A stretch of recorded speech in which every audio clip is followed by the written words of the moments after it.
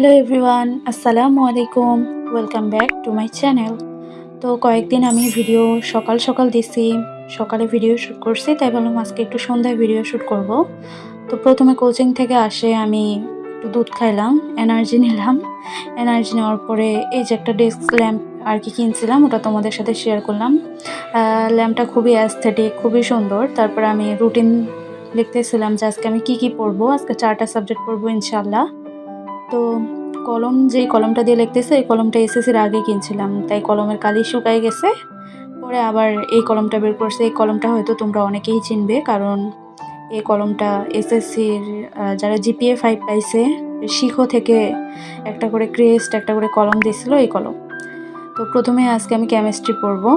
আর লাইটের আলো নিয়ে আমার যে ঝামেলা হচ্ছে, তোমরা ভিডিওতেই দেখতে পারবে। আমি লাইট নিয়েই মনে হয় বেশি আর কি সময় নষ্ট করছি। মনে হচ্ছে এই দিকে আলো হচ্ছে না, ওই দিকে আলো হচ্ছে, কীরকম মানে খুবই দোটানায় গেছি। আর তোমরা বলিও যে সকালে ভিডিও করলে কি ভালো লাগে নাকি রাতে ভিডিওটা বেশি ভালো লাগতেছে, এটা একটু জানাইও।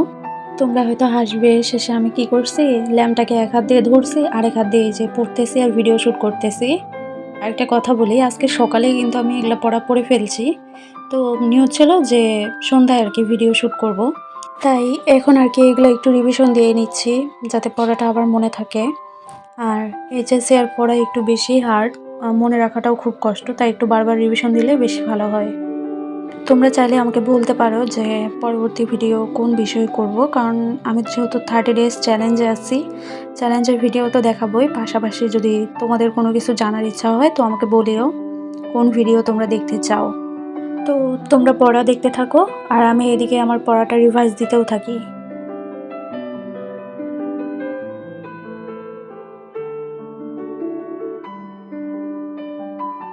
আলহামদুলিল্লাহ, কেমিস্ট্রি পড়া ডান।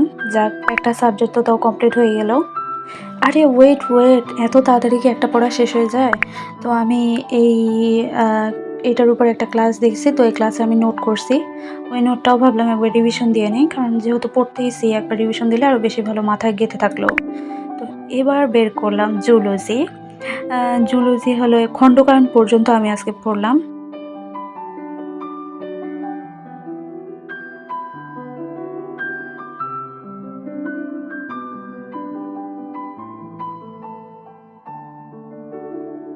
প্রাণীবিজ্ঞানে আমি এখনও নোট করিনি।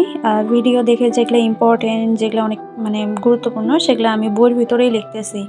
বইটা আগে ভালো মতো পড়ি, তারপরে আস্তে আস্তে নোট করব আর কি।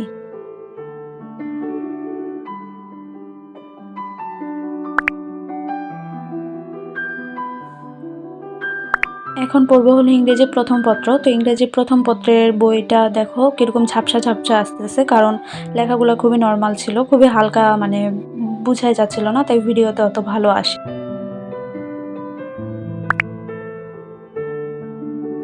তোমরা তো জানোই আমি ফিজিক্স ভেক্টর অধ্যায়টাই শুরু করছি, তো ভেক্টরটাই আমি ভালো মতো পড়বো।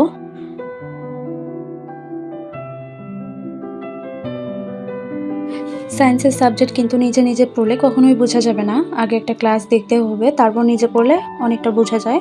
তাই আমি আগে একটা ক্লাস দেখে নিয়েছি এটার উপর, তারপর আমি বাসায় নিজে নিজে পড়ছি। তো পড়া শেষ হয়ে গেলে আমি পরের দিনের যে রুটিনটা, ওইটা আমি একবারে লিখে ফেলতেছিলাম, চাপটা কমে নেওয়ার জন্য। যেহেতু একবার পড়তে বসতে সব কমপ্লিট করেই উঠবো। সো আজকের ভিডিও এই পর্যন্তই। রাতে ভিডিওটা ভালো হচ্ছে না দিনে ভালো হচ্ছে আমাকে একটু জানাইও। আর সন্ধ্যা থেকে পড়তেছি, তো তাই এখন ভাবলাম একটু ভাত খাই। তো ভাত খাওয়ার সাথে সাথে তোমাদের সাথে আমি বিদায় নিব। ভালো থাকিও, নেক্সট ভিডিওর জন্য অপেক্ষা করিও। আল্লাহ হাফেজ।